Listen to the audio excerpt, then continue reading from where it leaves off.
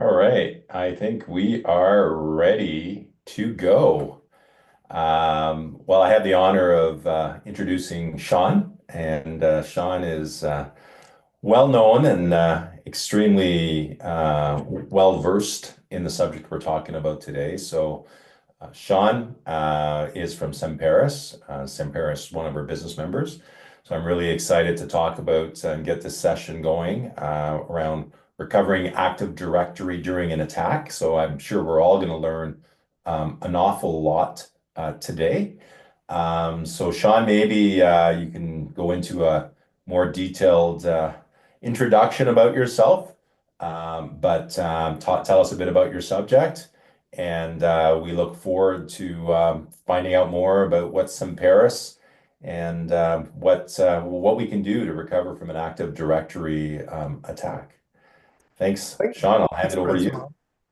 Yeah, thank you. And hopefully, tell me if you can see that slide deck. Can you see it, Francois? Absolutely. Okay, Absolutely. that's good. That's good. Yeah, thanks. I mean, hopefully this will be an interesting few minutes for you. I like to tell stories. I believe that everything is more interesting if you can make it a story.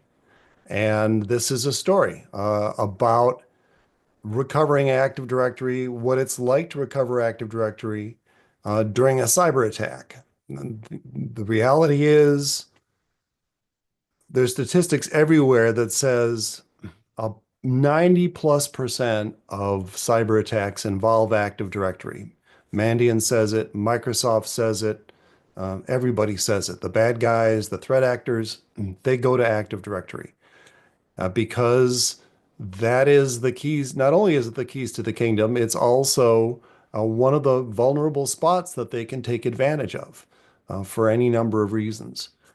So what I'm going to do today is I'm going to talk about an actual cyber attack that happened that we as a company got called into to consult to help recover the Active Directory. And yeah, and then we'll have a Q&A at the end if you have any questions. So about myself, I like to say that I've been doing Microsoft Identity as long as Microsoft has been doing identity. I'm back to Texas Instruments. I deployed Windows NT around the world for TI, and before that, I was involved in this early operating system from Microsoft called Land Manager. So if any of you have been around for a while, you may have heard of that. Then I moved to Intel, where I got involved in the early phases of Active Directory. We were involved in what was called the Joint Development Program and literally worked with Active Directory when it was still in beta. And then when it came out, I was part of the team that designed the Active Directory for Intel, deployed it around the world, and then I helped run it for 10 years. And I wrote a book on Windows Server and Active Directory back around that time frame too. Then I went off and became a technology journalist full time. I had done it part time before that for Windows IT Pro magazine. If you'd been around the block a little bit, maybe you remember Windows IT Pro. It was the largest circulation for Windows Server stuff, where I wrote about the rise of cloud identity, what was called then Azure Active Directory and is still in my head as Azure AD. Then I went off and consulted on it for a number of years. And then I came around full circle back to Semperis to protect Active Directory and Azure Active Directory, now Entra ID. You can see that there's a shameless plug for a podcast at the bottom there, which is called Hybrid Identity Protection Podcast, where I talk about, big surprise, hybrid identity and how to protect it. It's on all your finer podcast purveyors. I just recorded a new episode this morning with the former CISO of AT&T, for 20 years, the CISO of AT&T, Ed Amoroso, and that'll be coming out in probably a week. And I was an MVP for Microsoft for 15 years on identity. But enough about me. What we're here to do today is to tell a scary story. So this is scary story time, and this is what Microsoft Copilot looks like when you say, make me an image of a bunch of IT professionals uh, hearing a scary story around a campfire. It's the story of the heroic efforts to rescue a critical infrastructure organization's Active Directory from the clutches of multiple attackers. And I'll be going over the victim, the evildoers, the defenders, all to the point of recovering Active Directory to a trustworthy state. And that's a point I'll keep coming back to in here is it's about to a trustworthy state. If you should get takeaways from this, the takeaways I'd like you to get from this session are number one, that recovering a compromised Active Directory from a cyber attack to a trustworthy state is a complex and specialized process. That means that it's not just simply about recovering domain controllers from backups or perhaps automating some recovery steps. Even more so, if you have a hybrid Active Directory environment, in other words, AD on premises and Entra ID or Okta or Ping One in the cloud as a cloud identity provider, on-prem Active Directory and synchronizing with your cloud identity provider is an even more complex situation. Both of these situations, either on-premises Active Directory alone or with a hybrid environment, requires the right tools and the right expertise. So let's talk about the players in our story here. So the first is the victim. So in this case, the victim was an offshore telecom and micro banking organization. This was in the Middle East, and they provide critical infrastructure for their country, not only for telecommunications, which in many parts of the world, cellular is really one of the most important parts of telecom, but also micro banking through phones. It had, at the time, about 1,500 IT endpoints and about 10,000 OT endpoints, operational technology versus information technology. It had a pretty new, relatively new Windows infrastructure, Windows Server 2016, but it had no virtualization at the time, so everything was physical. The only endpoint security that they had was what was built into Windows Server, so Microsoft Defender, and what turned out to be, through years of practice and I'm not sure what else, very insecure Active Directory configuration. So who were the threat actors? So in this environment, there are at least 3 different nation-state threat actors on the network. The first and the earliest was from Iran. The group is called Muddy Water, and they're a government-sponsored APT actor, Advanced Persistent Threat Actor, that is suspected to be affiliated with Iran's Ministry of Intelligence and Security and conducts cyber espionage attacks targeting both public and private sectors, including defense, energy, and telecom companies, primarily targeting governments in the Middle East and South Asia, but has also expanded its operations. The next is Gallium. So Gallium threat actor is a cyber espionage group believed to be targeting telecom providers again worldwide, but primarily in Southeast Asia, Europe, and Africa. It has been attributed to Chinese state-sponsored actors based on the group's tactics and procedures and the use of Chinese-affiliated malware. And the third, probably the most familiar, is a Russian group known as Cozy Bear or APT-29. And you may have also heard it described as Nobelium. So that is a hacker group believed to be associated with the Foreign Intelligence Service of the Russian Federation, otherwise known as the SVR, used to be known as a KGB back in the day. Cozy Bear has been linked to several high-profile cyber incidents, including the 2016 Democratic National Committee intrusion and the Department of Commerce and the Department of the Treasury in the United States. All three of these threat actors had goals of espionage and data exfiltration, not specifically ransomware. So there was not a lot of encryption found, but widespread corruption and malware. And I'll get into that in a little bit. The defenders were an organization called Q Group. Now, Q Group is in Germany, founded in 1993, and it's an APT response provider. They've got tight ties with the German government and the German military, and that's actually how they became involved in this. And also us, and that us was for US, but us as well, Semperis. So Semperis is an identity protection and response solutions provider and services experts for the Microsoft ecosystem. So Active Directory and Entra ID and associated uh, protection vectors. So setting the stage, we have the victim, we have the bad guys, we have the defenders. So what was the incident? What happened? How did it begin? It began from our viewpoint with a call and from Q Group with a contact as well. Q Group was contacted by the German government to say, hey, there's an organization, an offshore organization that they could use your help. They were also contacted by Sentinel-1 because they're an incident response partner with Sentinel-1. And Sentinel-1 was contacted by the US government. Hey, can you guys get involved in this?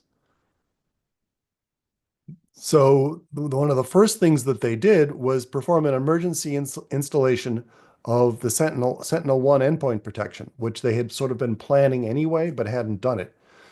So they installed a very basic installation of Sentinel-1 and came back with immediate findings and alerts, many findings and alerts that there was all kinds of things wrong in this environment. So Q Group began loading their own software into the environment to do network and PC forensics to figure out what's going on. And as they were doing this, they realized there was a lot going on in this organization's Active Directory forest and realized that they are out of their depth. So Tom Blumenthal, who is the CEO of Q Group, called my colleague, my fellow principal technologist only for EMEA, Europe, Guido Grillenmeyer, a 30-year veteran of HP Enterprises, called him on a Saturday morning for the company's help. And Tom jokes that Guido will no longer take his phone calls on the weekends because of what happened as a result of this. But ultimately, in the response, 6 different Semperis experts were pulled into this response in recovering this organization's Active Directory, including our CEO, Mickey Bresman, who really likes to be on top of what's going on and assisting as best he can assist when we have something like this happen to an organization. At its height, between Q Group, Semperis, and other organizations, there were 23 people on the response team responding to what was going on with the organization. So what was the situation that they found? Well, one person has asked in the past, well, how did you know that an attack was in place if you didn't really have any endpoint protection to warn you about it? And literally, they discovered that they were owned or penetrated because the servers were slowing down under the threat actor's load, under the load of the threat actor software that was running from potentially 3 different threat actors. Tom said that they found in the environment every kind of standard APT from various sources rather. And in addition, a collection of vulnerabilities, exploits that they didn't find in any standard notifications or warnings. So they they described this as the best training environment for their people possible because there were more exploits than they had in their own training environments, which of course is not good for the victim, but from a purely academic viewpoint, Q Group found this was a fantastic learning for them. Active Directory was fully compromised. Malware on it, keystroke loggers on it. The environment was completely owned, even down to the firewalls, because the firewalls were AD integrated. Think about that and go think about your environment and about what depends on Active Directory in your environment. In this case, their firewalls to log in and administer the firewalls, they were integrated into AD because it's simpler administration, simpler password management. The reason it is so popular everywhere. But of course, if somebody owns AD, they can own everything that depends on AD. So for the rest of the presentation, I'm going to sort of drill down into the Active Directory specific aspects of it and what had to be done.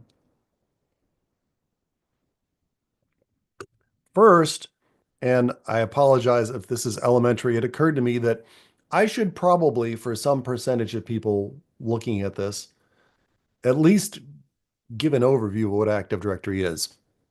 And the way I like to summarize it is that Active Directory handles the four A's of identity and access management. Authentication, so when you sit down at your computer in the morning to log on, you provide your user ID and password or other credentials, and it proves who you are on the network. Second is authorization. Once you've proved who you are on the network, you get back in your Kerberos token, your TGT, a collection of security identifiers that show all the groups that you are a member of, and then the resources that you try to access match that, and it tells you what you're authorized to access on the network. You're authorized to access the financial servers, but you're not authorized to access the HR servers, for example. Then AD handles account management, user IDs, groups, what we shorten to we call CRUD, the account management lifecycle: create, read, update, and delete users, groups, computers, contacts, all of that. And then audit, proving who did what. In other words, who signed in, who signed out, who logged on successfully, who didn't log on successfully, all of that. Active Directory, as of February 19th, is a quarter of a century old. Amazing. I did a post called Happy Anniversary Active Directory at 25 years. And yet, a piece of software that has been around that long, which is forever in IT terms, 90% of organizations around the world with more than 500 employees have it, and they still depend upon it. And the bad guys know it. And since Active Directory has been in production for literally decades and many, if not most organizations, it has collected vulnerabilities from changes, from lack of governance, users that get added, groups that get added but don't get removed, forests that get acquired and are not cleaned up. It acquires all kinds of security vulnerabilities, and the bad guys know it, and they always attack it. So let's get into the details of what it really takes. And this is admittedly just about, not quite, but getting close to a worst case scenario for having to recover Active Directory. You could argue that any environment that has three different nation state threat actors in it is pretty close to a worst case scenario.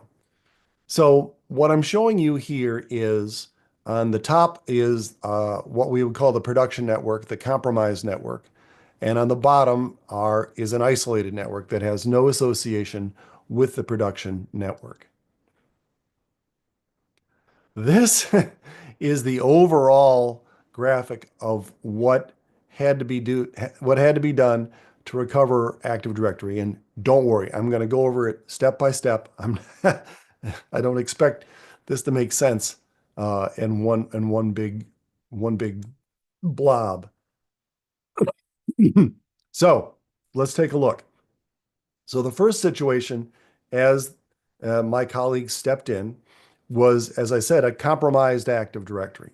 So what is a compromised Active Directory means? So it means the forest is untrustworthy.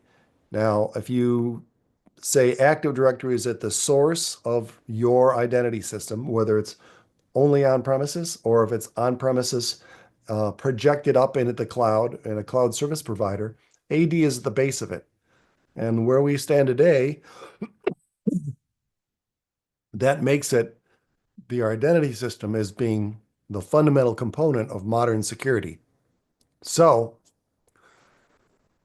you have an untrustworthy forest. That means you have an untrustworthy security architecture. There's obvious and there's not so obvious. The obvious one is that the domain controllers have malware on them, both the operating system and potentially in sysvol, which is a shared volume within Active Directory itself. And some domain controllers were not fully functional because of all the malware that was on them. What was not so obvious are changes to the service itself. So the obvious effects are the servers, the domain controllers. But not so obvious is the Active Directory service itself. So threat actors, once they gain control of Active Directory, make changes to the service so that they can keep control and so that they can establish, we say, establish persistence, so that if the organization fights back and believes they've ejected the threat actors can come back in because they've inserted a backdoor into Active Directory. So that could mean they've something as overt as changing privileged group memberships, adding themselves to domain admins and kicking the other domain admins out, changing permissions as within Active Directory,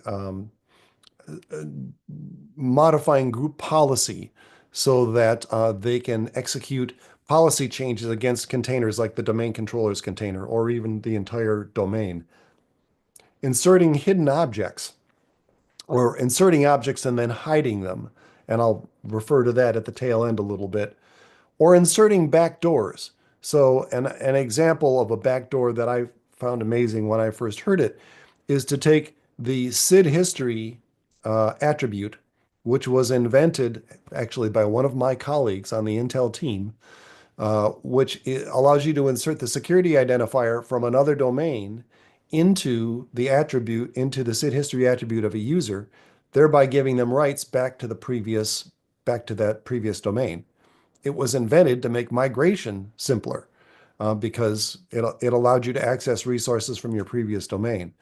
What wasn't, we certainly didn't think of this at the time, is you could take the well-known SID of the enterprise admins or the domain admins group, and you can put that into the SID history attribute of a regular user, and that gives the user the same rights as domain admin, but they don't show up as a domain administrator in the domain admins group.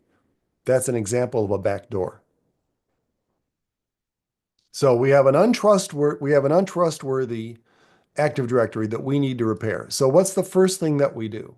The first thing that we do is we take a backup of Active Directory with our Active Directory Forest Recovery ADFR product. So what does that mean?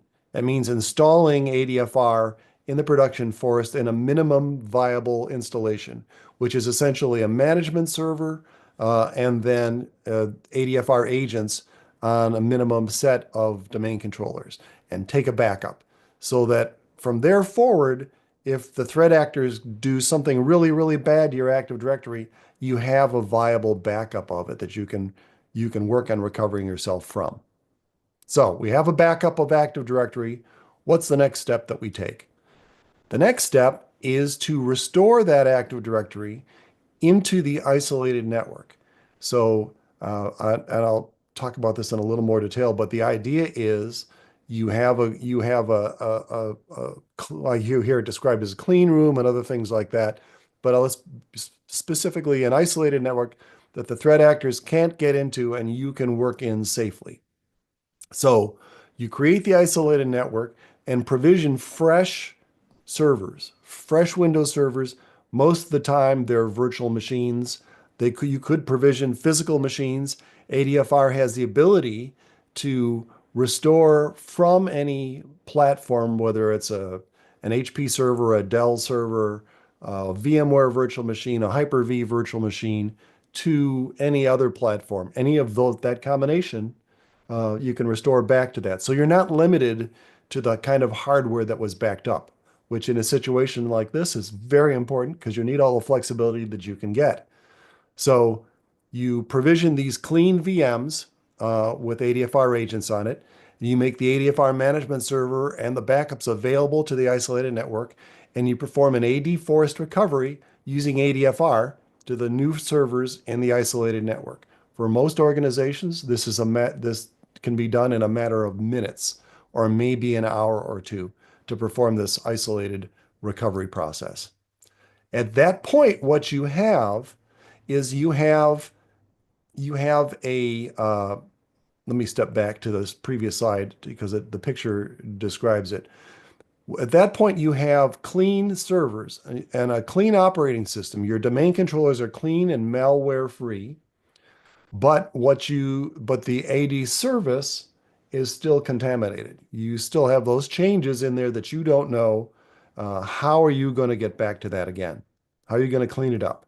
So this is the process of forced recovery that I described.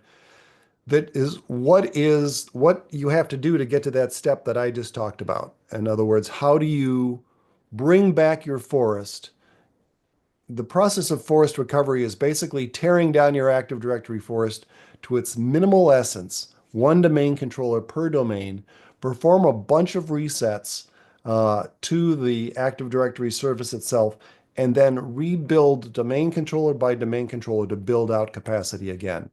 Um, it's a very complex process. I went through the effort of going to the Microsoft website where all the forest recovery process is and saving down the pages and turning them into using Acrobat into actual PDF pages.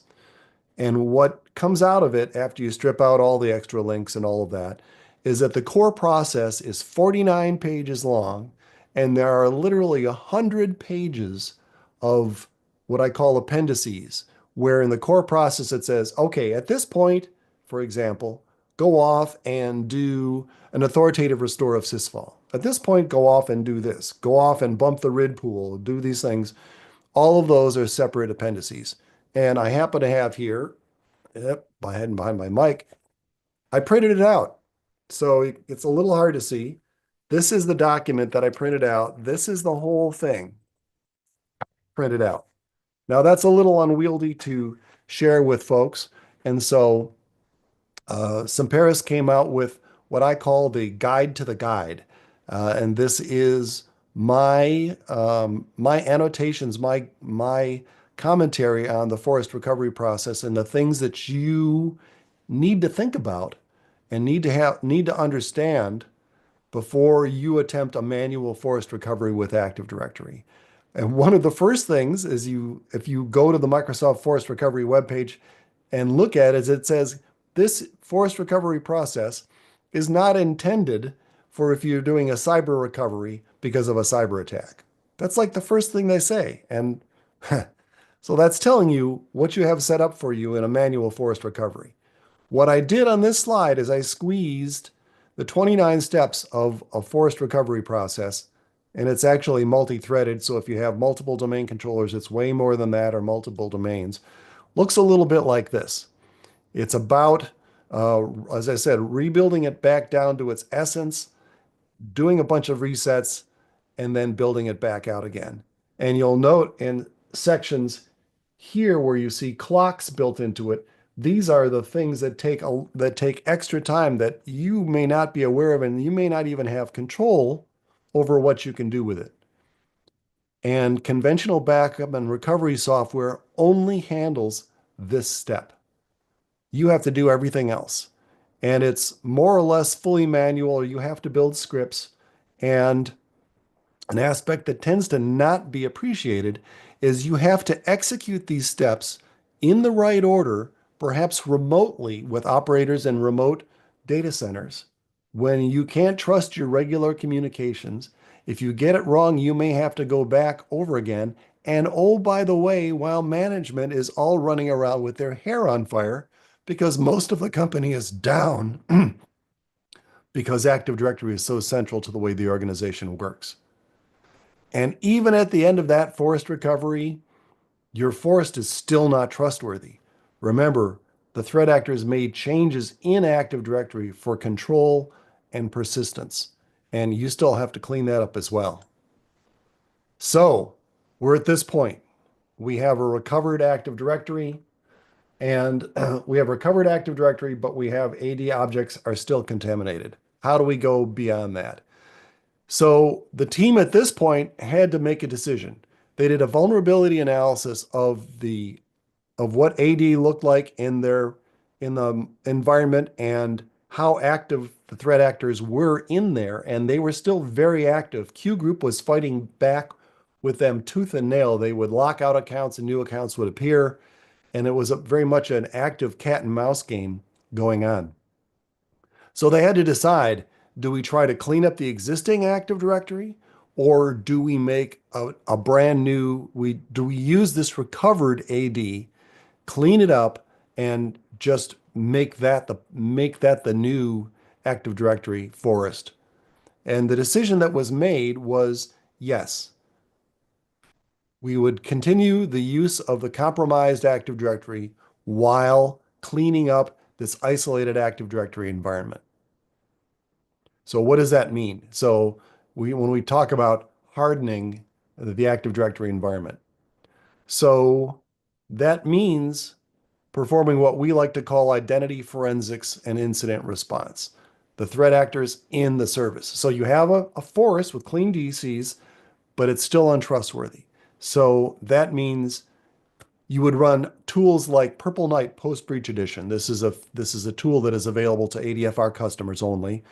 And to actually pinpoint when the attacks happened, look for indicators of attack that will show you what needs to be done to remove those changes or otherwise try to remediate those changes. Since this is in an isolated environment, you have the ability to play around and build, for example, PowerShell scripts to eject the threat actors' changes. So clean them out, clean the threat actors out of the environment, and then run a tool like Purple Knight for itself, which is our free community tool. I'll show you more about that in a minute, for an overall vulnerability assessment. Purple Knight is, as I said, is a free community tool, and it is recommended, and you should go off. I strongly recommend you go off and look for this document here in the corner I'm describing. It's called Detecting and Mitigating Active Directory Compromises. This is an advisory put out by the Five Eyes Security Alliance of the English-speaking intelligence community. So that's Australia, New Zealand, the US, Canada, and Great Britain. It's a 75-page document that talks about the dangers that Active Directory provides to your environment. And the 2-page summary at the top of this document says it all. If you need to convince management of how important Active Directory is, you just need to show them those 2 pages. Purple Knight is one of the tools recommended in this document for analyzing and coming up with your Active Directory vulnerabilities. So we ran Purple Knight and other tools to clean up the isolated Active Directory where the bad guys couldn't see it. Also, applying some basic security practices such as administrative tiering and just generally making it a cleaner environment. We didn't try to make it perfect, but we can make it a whole lot better than it was. So at that point, we had a pretty clean Active Directory environment. So we had the privileged group set up. We had a tiering model. We'd cleaned up the organizational unit permissions. We had cleaned up group policy changes that shouldn't have been made, and a few other things associated with that. So all very clean. How do you bring this into production? So how does that work? Well, in Active Directory, your domain join members, specifically PC clients, and also servers, use DNS to find what are called SRV records in Active Directory to find the services that they need to be that they need to have available. So it's very closely associated with DNS. So what is the process to get this done? The first is to shut down the existing Active Directory environment. Pretty scary, but it was pretty messed up anyway. Is to shut down all the existing domain controllers and perform this cutover process where in the cutover process, you open up the firewall. You open up the firewall once the existing DC is shut down, once the existing forest is shut down. You have to be sure that it's shut down and all of the domain controllers are shut down. You open up the firewall to the new that makes it available to the production environment. You also need to update DNS to the production environment, depending on what your DNS configuration is. If you're using Active Directory integrated DNS, you would do it one way. If you're using a third-party DNS, so for example, Bluecoat, you would uh, add the DNS resolvers into your isolated Active Directory forest and say, okay, you need to register your DNS records into the production DNS environment. Okay. So, and there are various ways to do that. That's not worth going into that individual level of detail. So at that point, we open up the isolated network to the production network. Now, from the client's viewpoint, they still may or may not necessarily see that because that's not a thing that they go off and do to go look for a new domain controller immediately. It happens over some period of time.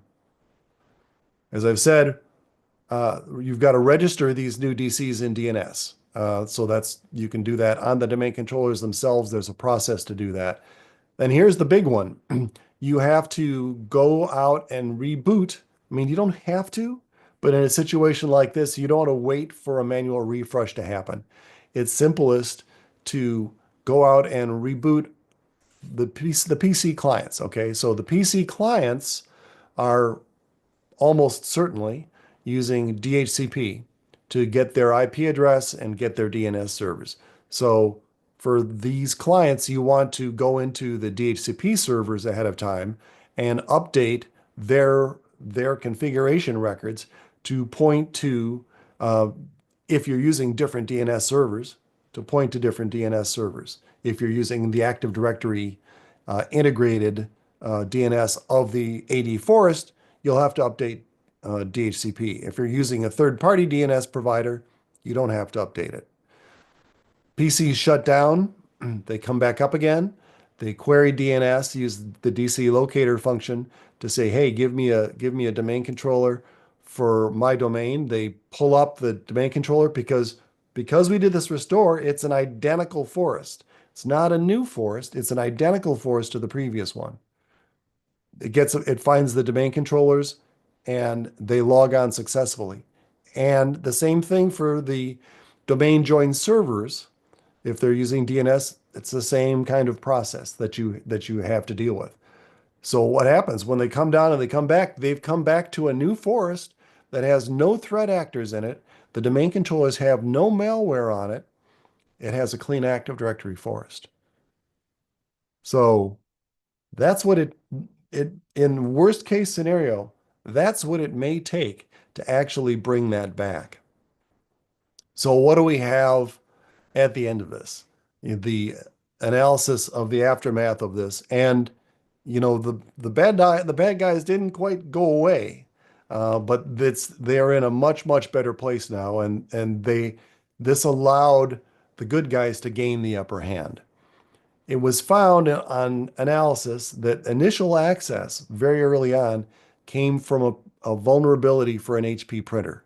So it's amazing that that sort of thing can happen. But yeah, it was a vulnerability in the firmware of an HP printer allowed initial access of one of the nation states into the environment.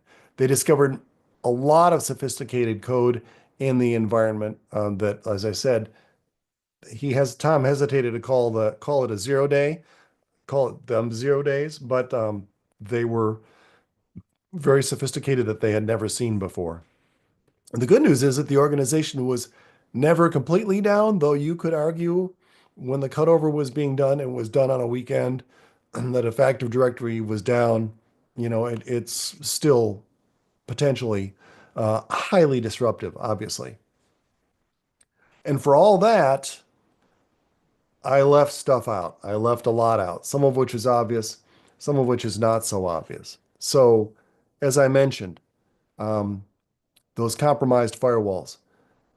If you have an organization of size, you run into complexities for networking. So I showed a simple diagram that showed the responders establishing an isolated network. Great. Well, if you're a multinational organization and you're building out this Active Directory in your isolated environment that you need, that you plan to make available to the production environment, that isolated network, you have to be prepared to make that available to various parts of all around the world. So that's time consuming to establish something like that. If anyone that's worked with the networking team trying to build all of that out, that takes time. And that's something that you have to think about. The recovery forest must support production capacity. So ADFR has the ability to take a large environment of, let's say, 50 domain controllers, 100 domain controllers, 200 domain controllers out of 3 domains, let's say.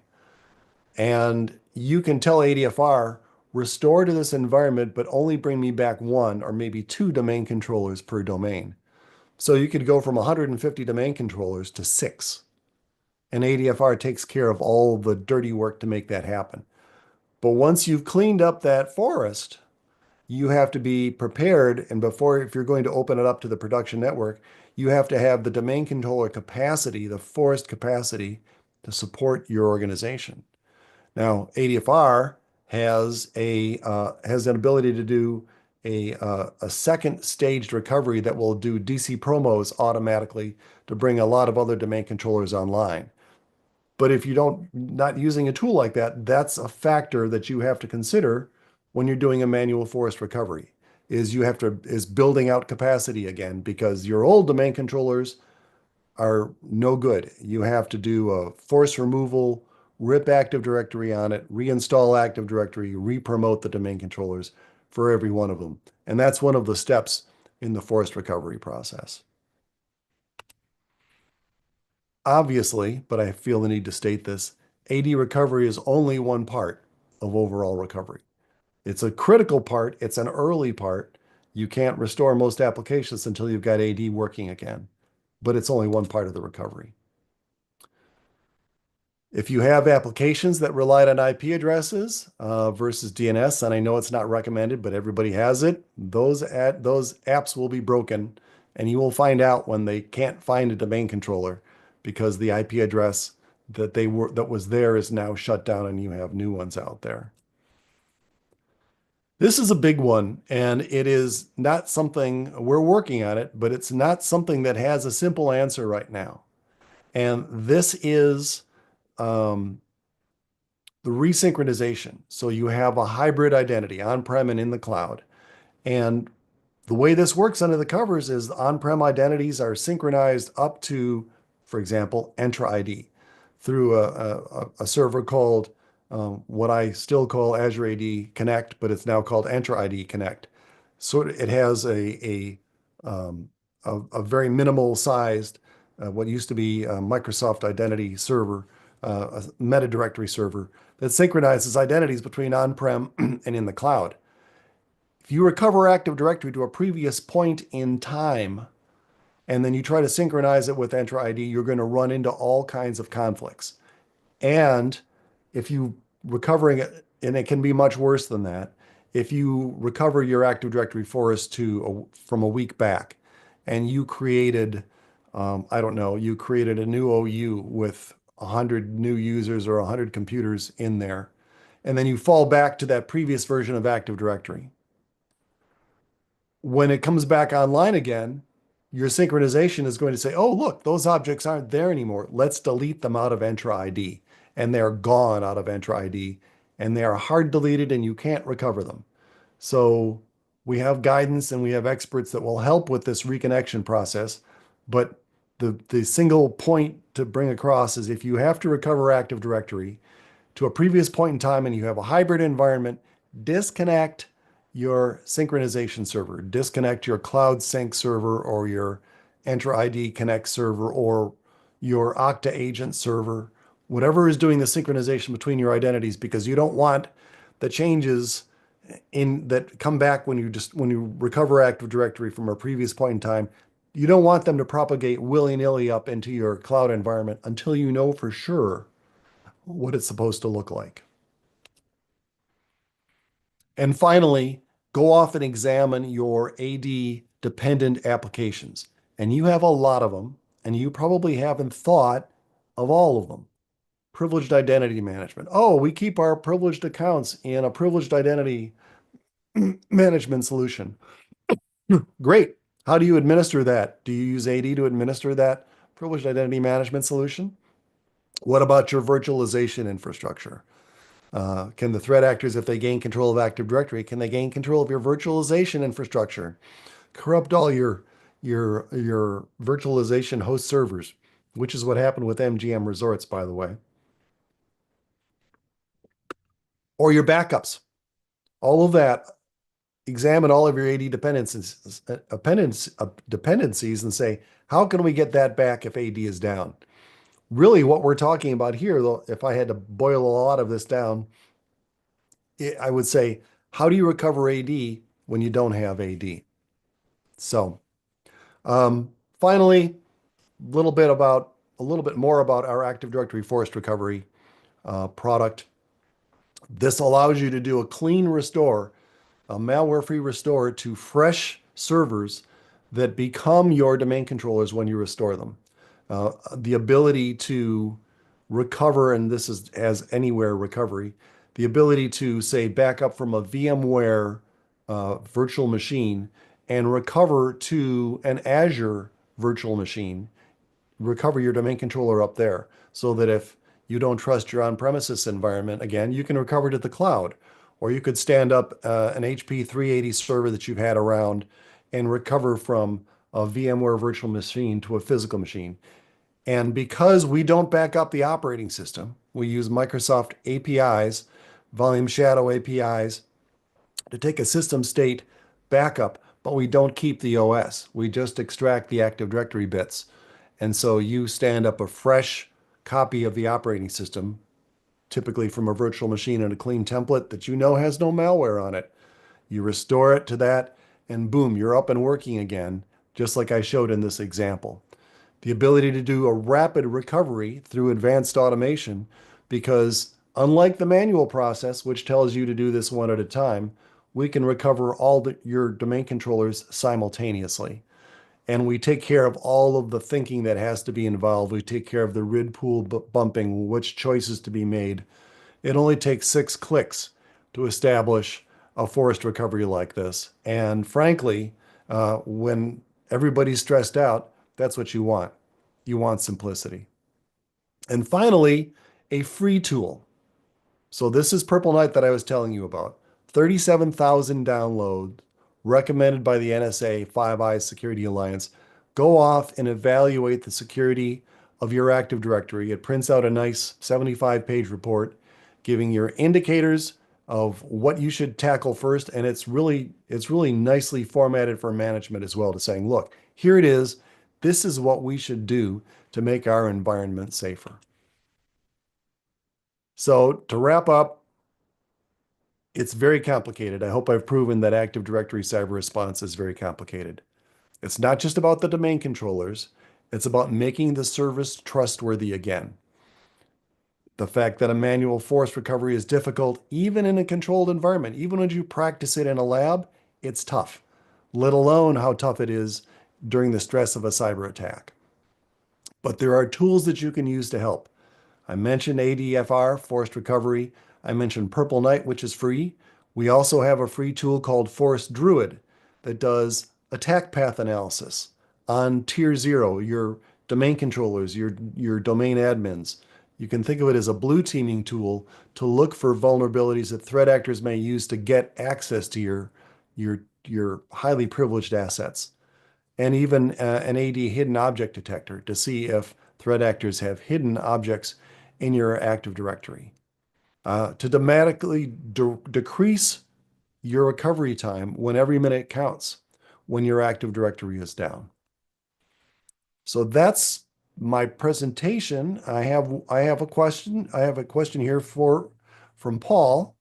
And Paul says, what happens if the threat actors delete some accounts on AD? How could we identify the changes and the timeline?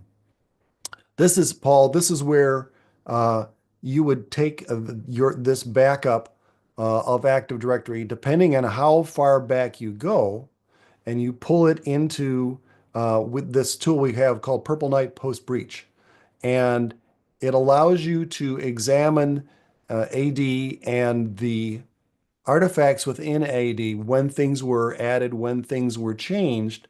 You can look at the scope. You can say, I want to look back a week ago. Okay, what changes were, what objects were created or changed in Active Directory within this time frame of a week when we believe that the threat actors may have come in.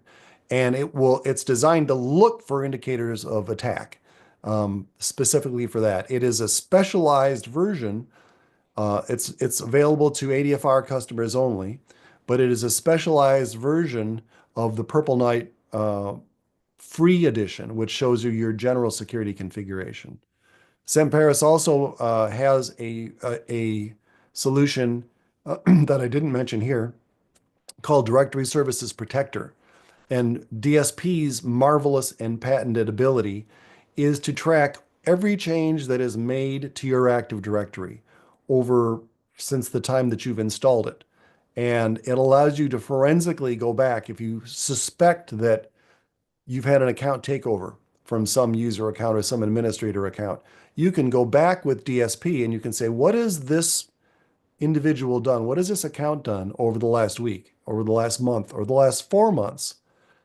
And it allows you to see all these changes. And the marvelous thing is it allows you to roll back those changes with just the click of a button. Because what DSP does is it tracks all of the changes and it tracks the state of all of the changes. So you can roll back unauthorized changes or accidental changes from administration, that oops thing. It allows you to roll them back manually or automatically. You can write rules that say, if anybody is added to any privileged account without a special authorization, immediately roll it back before a human operator can even get to it. Send out an alert email, write an alert to the log that our SIEM system can go pull in and then send off alerts for. So operationally, security people really love a Directory Services Protector. And obviously, this is focused on the recovery part, but that gives you hopefully a bit of an answer. And it says here open live, and maybe I should have said answer live. I did answer it live, so I think we're all good. So and we're just about at the top of the hour, if anybody does have questions, I'm happy to just send it to me by email. If it's not available here directly, we can make it available, and I can also, I'm sure, make the presentation available as well. And go forth and secure your stuff. Go try Purple Knight if Forest Druid's a little more complicated. But absolutely, you guys need to go off and run Purple Knight to see what your vulnerabilities are and show that to your management. Go look up the Five Eyes report, show the first 2 summary pages to your management, and secure your identity systems.